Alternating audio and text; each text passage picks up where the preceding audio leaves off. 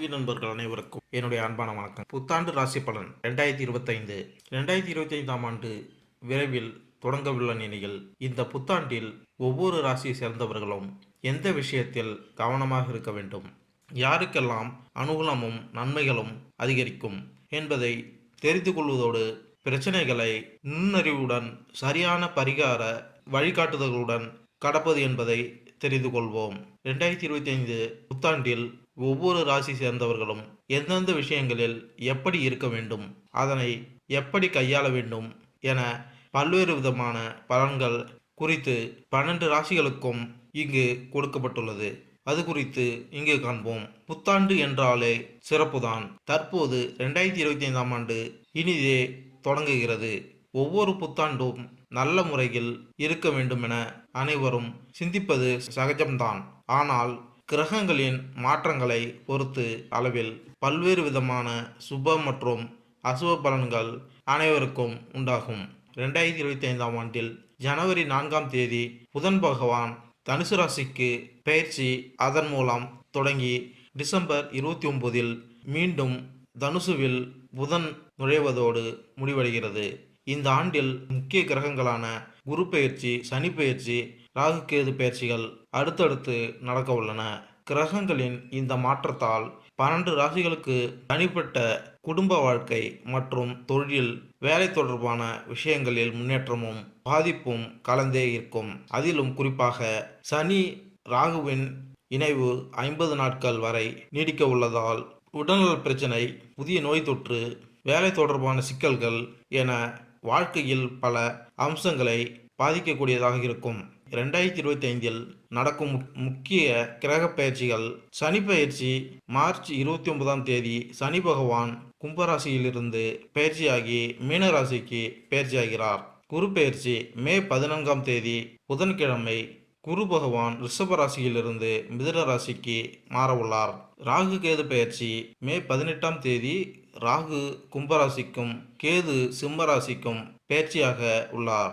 அது மட்டுமல்லாமல் மார்ச் 29ஆம் தேதி முதல் மே 18ஆம் தேதி வரை 50 நாட்கள் சனி மற்றும் ராகு இணைந்து மீனராசியில் சஞ்சாரம் செய்ய உள்ளார். இப்படி நவகிரகங்களின் பயிற்சி உள்ளிட்ட காரணங்களால் 12 ராசிகளுக்கு கிடைக்கக்கூடிய பலன்கள் இந்த புத்தாண்டில் பல பெரிய கிரகங்கள் தங்களது இடத்தை மாற்றுகின்ற காரணத்தினால் அனைத்து ராசிகளும் சிறப்பான சூழ்நிலைகளை பெறப்போகின்றனர்.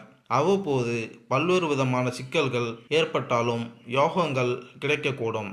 ஒரு சில ராசிகளுக்கு மோசமான சூழ்நிலை இருந்தாலும் அதன் நிலை மாறுபடுகின்ற காரணத்தினால் பலன்கள் சிறப்பாக இருக்கும்.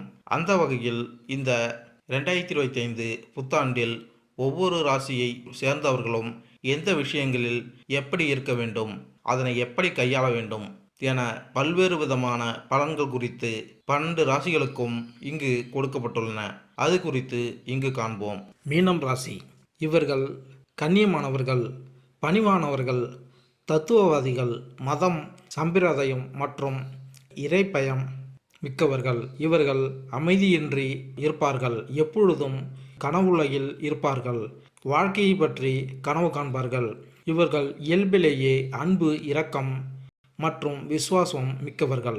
இவர்கள் மேலாண்மை, நிதி, பொருளாதாரம், சட்டம், தத்துவம் மற்றும் ஆன்மீகம் போன்ற பாடங்களில் நாட்டம் உடையவர்கள். மீனராசிக்காரர்களுக்கு 2025ஆம் ஆண்டு ஆரோக்கியம், கல்வி, தொழில், வேலை, பொருளாதாரம், காதல், திருமணம், வீடு, நிலம், கட்டிடங்கள், வாகனங்கள் போன்றவற்றிற்கு எப்படி இருக்கப் போகிறது என்பதை தெரிந்து கொள்வோம் வாருங்கள். இந்த ஆண்டின் கிரகப்பெயர்ச்சியின் அடிப்படையில் சில தீர்வுகளையும் நாங்கள் உங்களுக்கு சொல்கிறோம். அதை ஏற்றுக்கொள்வதன் மூலம் நீங்கள் சாத்தியமான பிரச்சனைகள் அல்லது தடுமாற்றத்திற்கு தீர்வு காண முடியும். எனவே மீனராசிக்காரர்களுக்கு 2025ஆம் ஆண்டு என்ன சொல்கிறது என்பதை தெரிந்து கொள்வோம் வாருங்கள். பொதுவான பலன்கள். இந்த வருடம் தன நிலையில் ஏற்றம் மிகுந்து காணப்படும். உங்கள் சமூக அந்தஸ்தும் உயரும். தங்க ஆபரணம் விற்பனை செய்யும் தொழில் செய்பவர்களுக்கு அதிக லாபத்தை ஏற்படுத்தி கொடுக்கும் வருடமாக இந்த வருடம் இருக்கப் போகிறது. கூட்டு தொழிலில் வெற்றியையும் நல்ல தன லாபத்தையும் ஏற்படுத்தி கொடுக்கும் உன்னத வருடமாக அமையப் போகிறது. தனியார் துறையில் வேலையில் இருப்பவர்கள் பணிகளை திட்டமிட்டு குறித்த காலத்திற்குள் செய்து முடிப்பார்கள். குழந்தை பிறப்பில் தாமதத்தை அனுபவித்து கொண்டு இருப்பவர்களுக்கு புத்திர பாக்கியத்தை ஏற்படுத்தி கொடுக்கும் விதமாக இந்த வருடம் அமையப் போகிறது. திருமண வயதை கடந்தும் திருமணம் நடக்கும் வாய்ப்புகள் உள்ளது. பொதுவாக உங்கள் குடும்பத்தில் அமைதி நிலவும். உங்களுக்கு குழந்தைகளுடனான உறவு வலுப்படும்.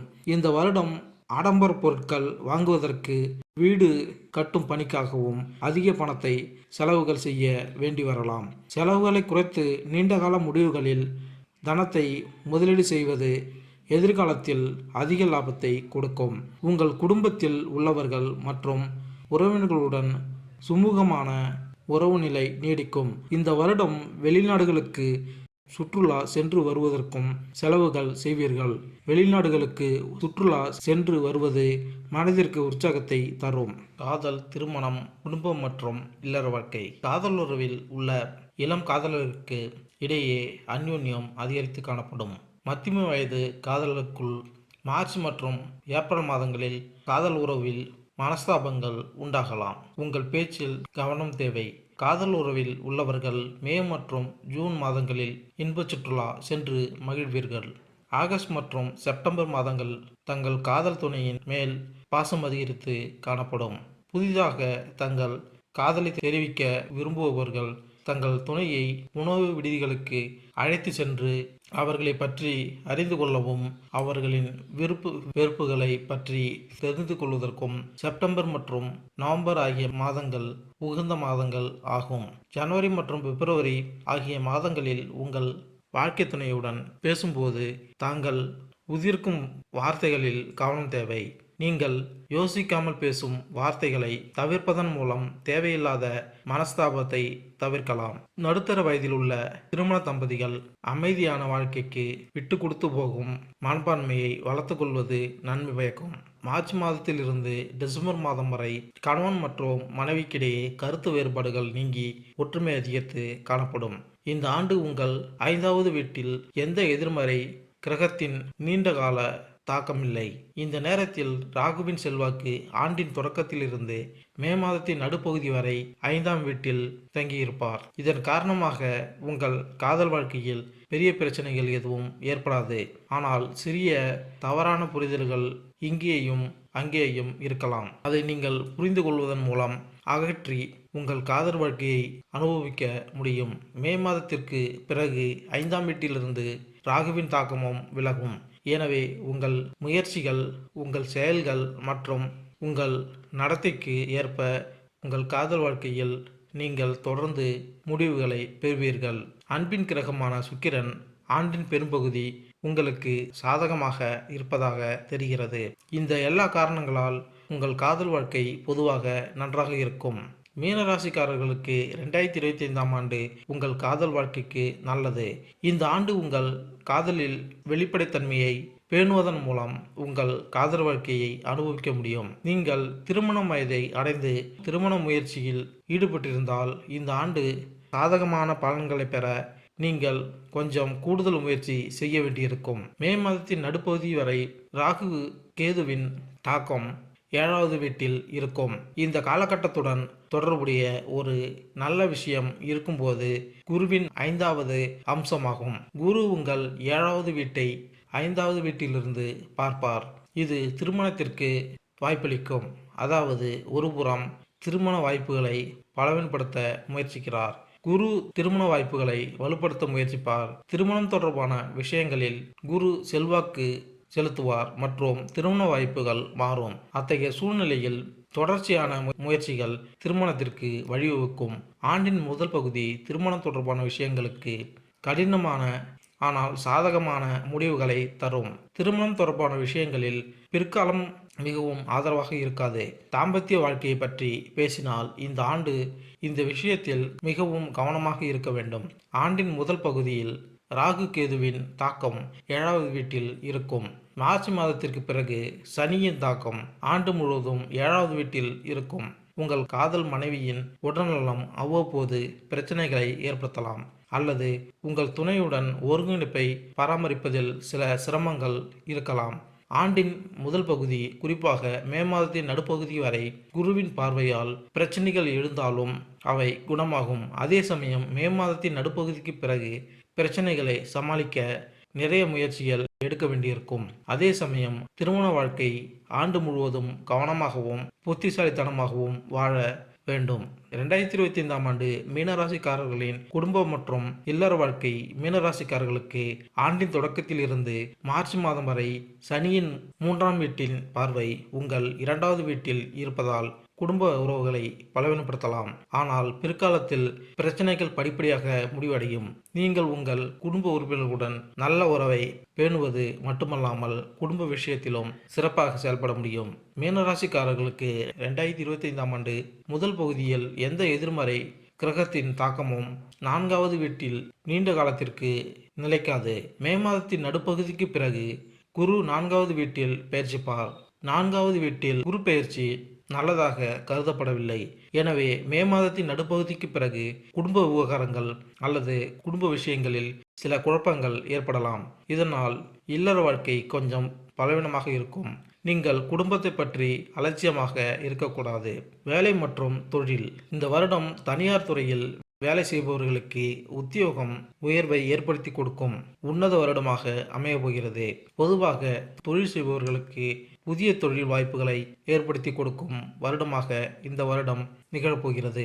தனியார் துறையில் செயற்கை நுண்ணறிவு தொழில்நுட்பத்தில் பணியில் உள்ளவர்கள் உங்கள் திறமையான செயல்பாட்டுக்காக மேலதிகாரிகளால் பாராட்டப்படுவீர்கள்.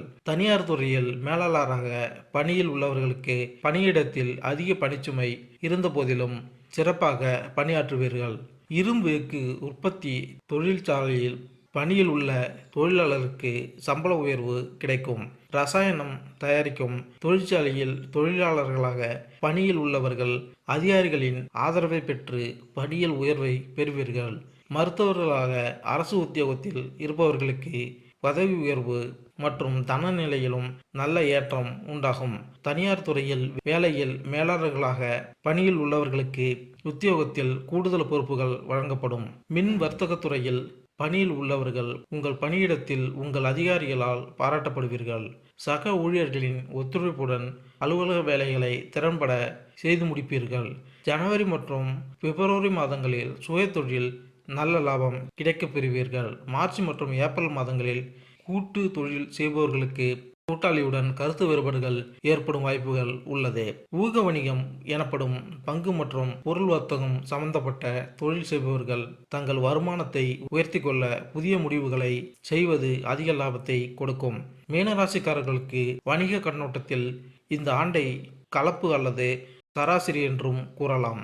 இருப்பினும் உங்களின் 7வது வீட்டில் அதிபதியான புதன் மற்றும் வணிக கிரகம் உங்களுக்கு முடிந்தவரை சாதகமான பலன்களை வழங்க முயற்சிக்கும். ஆனால் 10ஆம் வீட்டில் அதிபதியான குருவின் பெயர்ச்சி இந்த ஆண்டு மிகவும் சிறப்பாக கருதப்படாது. இந்த ஆண்டு வணிகத்திற்கு தேவைப்படும் விசுவாசம் அல்லது அர்ப்பணிப்பு ஒருவேளை உங்களால் அந்த அளவுக்கு முயற்சி செய்ய முடியாமல் போகலாம் அல்லது சில காரணங்களால் வெளிவரலாம். இதன் காரணமாக உங்கள் வியாபாரத்தில் முழு நேரத்தையும் செலவிட மற்றும் நீங்கள் விரும்பிய முடிவுகள் அடைய முடியாமல் போகலாம். அதாவது மீனராசிக்காரர்களுக்கு 2025ஆம் ஆண்டில் வணிகம் தொடர்பான விஷயங்களில் முடிவுகள் சற்று பலவீனமாக இருக்கலாம். இருப்பினும் மே மாதத்தின் நடுப்பகுதிக்கு பிறகு குரு 10ஆம் வீட்டை பார்ப்பார். உங்கள் கடின உழைப்புக்கு ஏற்ப உங்கள் வணிகத்தை முன்னேற்ற விரும்பும் மீனராசிக்காரர்களுக்கு இந்த ஆண்டு தொழிலின் பார்வையில் சராசரியை விட சிறந்த முடிவுகளை கொடுக்கலாம். உங்கள் 6வது வீட்டின் அதிபதியான சூரியன் வருடம் முழுவதும் 4 முதல் 5 மாதங்கள் மட்டுமே உங்களுக்கு சாதகமாக இருக்க விரும்புவார். அதே நேரத்தில் மே மாதத்திற்கு பிறகு 6ஆம் வீட்டில் கேதுவின் பெயர்ச்சி உங்கள் வேலையில் உங்களுக்கு ஆதரவாக இருக்கும். எனவே ஆண்டின் முற்பாதியில் வேலை சம்பந்தமாக சில அதிருப்திகள் இருக்கலாம். ஆனால் ஆண்டின் பிற்பகுதி வேலையின் பார்வையில் நன்றாக இருக்கும். அலுவலக சூழல் சற்று அலைச்சலாக இருந்தாலும் உள் அரசியல் உங்கள் மனதை அவ்வப்போது வருத்தப்படுத்தும். சில சக ஊழியர்களின் நடத்தை விசித்திரமாக இருக்கலாம். மே மாதம் முதல் நல்ல பலன்கள் கிடைக்க ஆரம்பிக்கும்.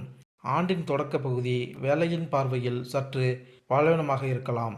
இந்த வழியில் நீங்கள் இந்த ஆண்டு வேலையில் அடிப்படை சராசரி முடிவுகளை பெற முடியும். நிதி நிலைமை இந்த வருடம் பொதுவாக கூட்டுத் தொழில் செய்பவர்களின் பொருளாதார நிலை சிறப்பாக இருக்கும். ஜனவரி மாதம் சிறு முதலீட்டில் மளிகை வியாபாரம் செய்பவர்களுக்கு லாபம் அதிகரித்து காணப்படும். பிப்ரவரி மாதம் தனியார் துறையில் பணியில் உள்ளவர்களின் செலவுகள் அதிகரித்து காணப்படும். மார்ச் மாதம் அரசு துறையில் பணியில் உள்ளவர்களின் பொருளாதார நிலை சிறப்பாக இருக்கும். இந்த வருடம் ஏப்ரல் மற்றும் மே ஆகிய மாதங்களில் பங்குச்சந்தை மற்றும் பொருள் வர்த்தகத்தில் ஈடுபடுபவர்கள் அதிக லாபத்தை எதிர்பார்க்கலாம். ஜூன் மற்றும் ஜூலை மாதங்களில் பொருள் வர்த்தகத்தில் ஈடுபடுபவர்கள் சிறிது கவனமுடன் முதலீடுகளை மேற்கொள்ள வேண்டும். அந்நிய செலாவணி வர்த்தகத்தில் முதலீடு செய்து தொழில் செய்பவர்கள் ஆகஸ்ட் மாதத்தில் அதிக முதலீடுகளை மேற்கொள்ளாமல் இருப்பது நன்மை பயக்கும். செப்டம்பர் மாதத்தில் பங்கு வர்த்தக துறையில் செயல்படுபவர்கள் அதிக லாபத்தை எதிர்பார்க்க முடியாது.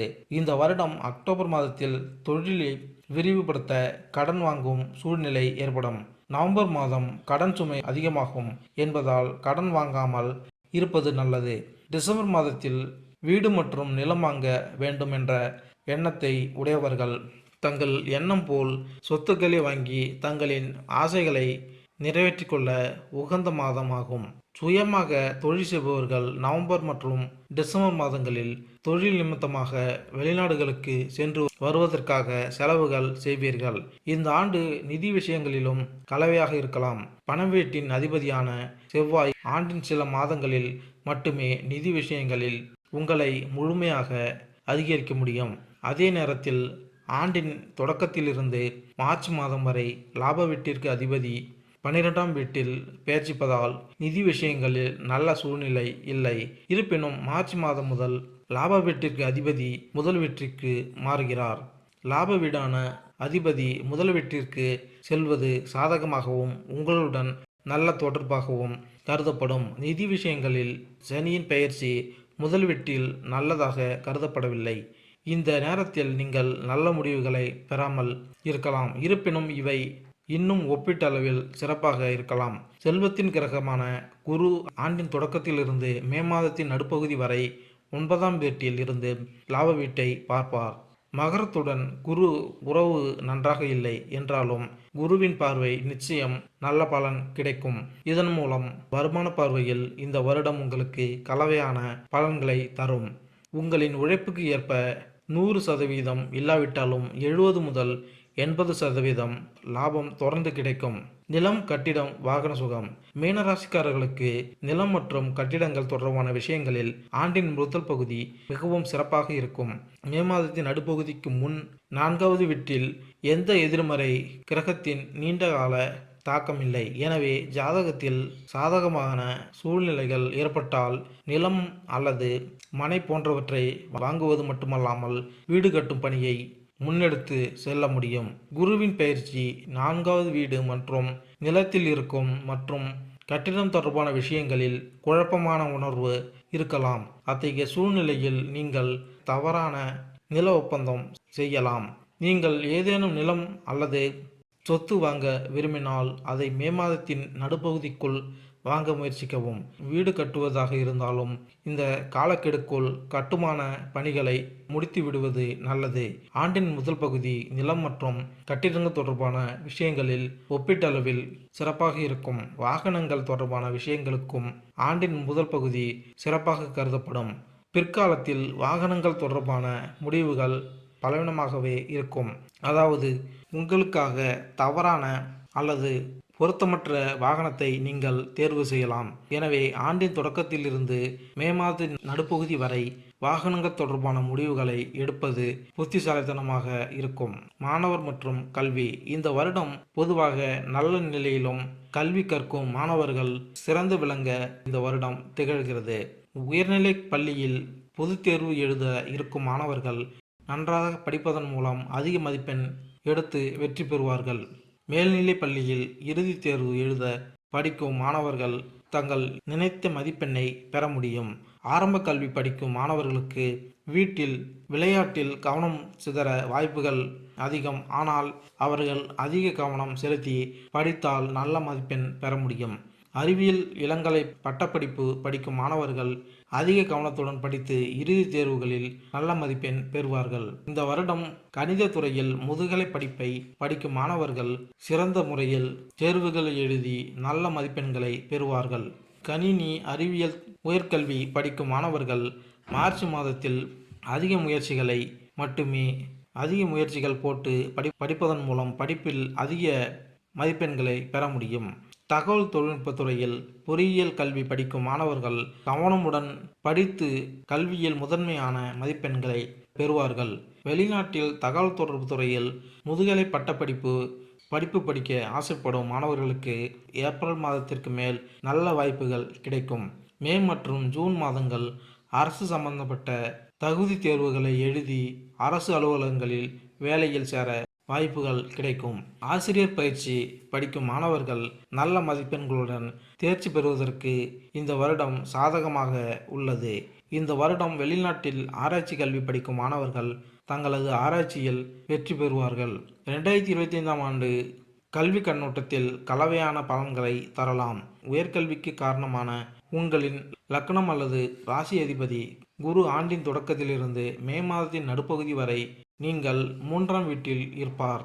சுற்றுலா மற்றும் பயணங்கள் தொடர்பான பாடங்களை படிக்கும் மாணவர்களுக்கு ஓரளவு நல்ல பலனை பெற்றுத்தரும். வீட்டை விட்டு வெளியே படிக்கும் மாணவர்களும் திருப்திகரமான முடிவுகளை பெறலாம். ஆனால் மற்ற மாணவர்கள் தங்கள் பாடங்களில் ஒப்பீட்டளவில் குறைவாக கவனம் செலுத்தலாம். புதனின் பெயர்ச்சி அவ்வப்போது உங்களுக்கு ஆதரவாக இருக்கும். மே மாதத்தின் நடுப்பகுதிக்கு பிறகு குரு 4வது வீட்டிற்கு செல்கிறார். அங்கிருந்து குரு 8வது, 10ஆம் மற்றும் 12வது வீட்டை பாதிக்கும். அத்தகைய சூழ்நிலையில் குரு ஆராய்ச்சி மாணவர்களுக்கு நல்ல முடிவுகளை தர முடியும். தொழில் கல்வி படிக்கும் மாணவர்களும் நல்ல பலன்களை பெறுவார்கள். வெளியூர்களில் படிக்கும் மாணவர்களும் நல்ல பலன்களை பெறுவார்கள். மற்ற மாணவர்கள் புதன் மற்றும் குரு இணைந்த செல்வாக்கின் காரணமாக சராசரி அல்லது சற்று சிறந்த முடிவுகளை பெறலாம். இந்த சூழ்நிலைகளை தவிர உங்கள் லக்ன வீட்டில் ராகு, கேது மற்றும் சனி செல்வாக்கை கருத்தில் கொண்டு கல்வியின் பார்வையில் இந்த ஆண்டு கலவையான பலன்களை தரும். கடின உழைப்பு விஷயத்தில் முடிவுகளை சராசரியை விட ஓரளவிற்கு சிறப்பாக இருக்கும். அதே நேரத்தில் கவனக்குறைவு ஏற்பட்டால் முடிவுகள் பலவீனமாக இருக்கலாம். அத்தகைய சூழ்நிலையில் உங்கள் ஆரோக்கியத்தை கவனித்து கொள்ளும்போது உங்கள் விஷயத்தில் கவனம் செலுத்த முயற்சிக்கவும். ஆரோக்கியம் இந்த வருடம் ஜனவரி மாதத்தில் ஒற்றை தலைவலி போன்ற தலை சார்ந்த பிரச்சனைகள் வந்து போகும். பிப்ரவரி மாதம் இளம் வயது உடையவர்களுக்கு அஜீரண கோளாறு போன்ற உடல் உபாதைகள் வருவதற்கு வாய்ப்பு உள்ளது என்பதால் வெளியிடத்து உணவுகளை தவிர்க்க வேண்டும். நடைபயிற்சியை தொடர்ந்து செய்து வந்தால் தங்களின் உடல் ஆரோக்கியம் மேம்படும். வயதில் மூத்த ஆண்களுக்கு இதயம் பாதிப்புகள் ஏற்படுவதற்கு வாய்ப்புகள் உள்ளதால் உடல் நலனில் அக்கறை தேவை. நவம்பர் மற்றும் டிசம்பர் மாதங்களில் குழந்தைகளுக்கு நோய் தொற்று ஏற்பட்டு காய்ச்சல், சளி போன்ற உபாதைகள் வர வாய்ப்புகள் உள்ளதால் சுற்றுப்புறங்களை சுத்தமாக வைத்திருப்பதன் மூலம் நோய் தொற்றிலிருந்து தப்பிக்கலாம். மீனராசிக்காரர்களுக்கு 2025ஆம் ஆண்டு ஆரோக்கியத்தின் பார்வையில் சற்று பலவீனமாகவே காணப்படுவதால் இந்த ஆண்டு ஆரோக்கியத்தை பற்றி முழுமையாக அறிந்து உங்களின் உடல் இயல்புக்கு ஏற்ப உணவு பழக்க வழக்கங்களையும் உணவு முறைகளையும் கடைபிடிப்பது முக்கியமானதாக இருக்கும். ஆண்டின் தொடக்கத்திலிருந்து மே மாதம் வரை ராகு கேதுவின் பெயர்ச்சி உங்கள் முதல் வீட்டை பாதிக்கும். உங்களுக்கு ஏற்கனவே வாய் போன்ற பிரச்சனைகள் இருந்தால் ஆண்டின் ஆரம்ப பகுதி ஒப்பீட்டளவில் பலவீனமாக இருக்கலாம். அதே நேரத்தில் மே மாதம் முதல் ராகு மற்றும் கேதுவின் பெயர்ச்சி உங்கள் முதல் வீட்டை விட்டு நகரும். ஆனால் மார்ச் மாதத்திலிருந்தே சனி உங்கள் முதல் வீட்டில் பெயர்ச்சித்து ஆண்டு முழுவதும் அப்படியே இருப்பார். அது சில நேரங்களில் உங்கள் ஆரோக்கியத்தை பலவீனப்படுத்தலாம். உங்கள் உணவு பழக்கத்திலும் ஏற்றத்தாழ்வு காணலாம். நீங்கள் இயல்பிலேயே கொஞ்சம் சோம்பேறியாக இருக்கலாம். இதன் விளைவாக உங்கள் உடற்தகுதி குறையக்கூடும். இது தவிர கைகள், இடுப்பு மற்றும் முழங்கால்கள் போன்றவற்றில் சில அசௌகரியங்கள் காணப்படலாம். இந்த ஆண்டு நீங்கள் யோகா பயிற்சிகள் உதவியை எடுத்து உங்களை உற்சாகமாக வைத்திருக்க முயற்சிக்க வேண்டும். எனவே விழிப்புடன் இருப்பது மற்றும் சரியான உணவு பழக்கம் மற்றும் வாழ்க்கை முறையை பின்பற்றுவது முக்கியம். பரிகாரங்கள்: 4வது மாதத்திற்கு ஒரு முறை காய்ந்த தேங்காய்களை சுத்தமான பாயும் நீரில் போடவும். இறைச்சி, மது, முட்டை மற்றும் ஆபாசமானவை போன்றவற்றிலிருந்து தூரத்தை பராமரிக்கவும். ஒவ்வொரு 3வது மாதமும் பெண் குழந்தைகளை வணங்கி அவர்களின் ஆசீர்வாதத்தை பெறுவதோடு துர்கா தேவியையும் வழிபடுங்கள். வியாழக்கிழமைகளில் தட்சிணாமூர்த்தி கோவிலுக்கு சென்று வழிபாடு செய்து வர மாணவர்கள் தேர்வுகளில் வெற்றி பெறுவார்கள். திருச்செந்தூர் முருகன் வழிபாடு செய்து வர குடும்பத்தில் துன்பங்கள் நீங்கி சந்தோஷம் பெருகும்.